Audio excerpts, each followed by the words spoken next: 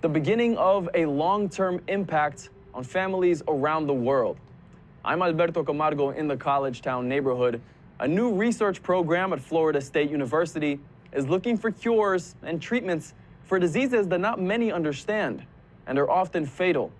And it all started from the motivation of a father who was left with a million questions and even more grief.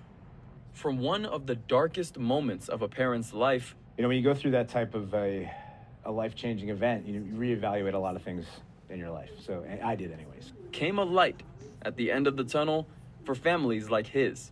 Representative Adam Anderson is a father of 2 daughters and 1 little boy, Drew. He's a very happy little boy. Always smiling. Once tay-sachs started affecting him, it was a challenging life, very challenging life. Tay-sachs disease, a rare genetic disorder that attacks the brain and causes loss of muscle control. Drew died in 2019. He was 4 years old. Anderson says at the time of his diagnosis, only 16 other kids suffered from tay-sachs, one of several thousand rare diseases that affect children around the globe. And that's not only become a passion of mine, but it's become the purpose for me being here in Tallahassee.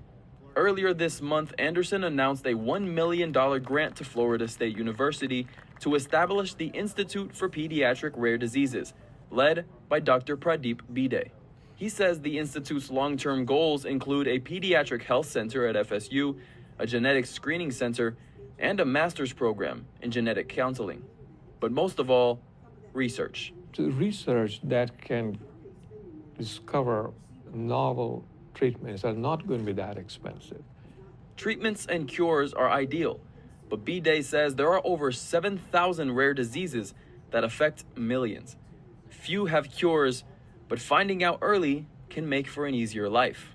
Pediatric disorders continue throughout life, so diagnosis early is critically important. For Drew Anderson and most who live with a rare disease, a cure never came. It's a grief that will always stay with his dad.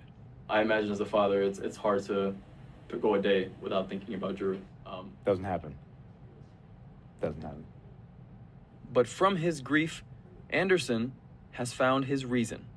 The impact that little boy had on our community, our family, the impact he's having now on the state of Florida, and beyond. It will continue. That impact will continue. Anderson says that he is working to secure a second round of funding for the Institute to make sure that Drew's impact goes on. In College Town, Alberto Camargo, ABC 27.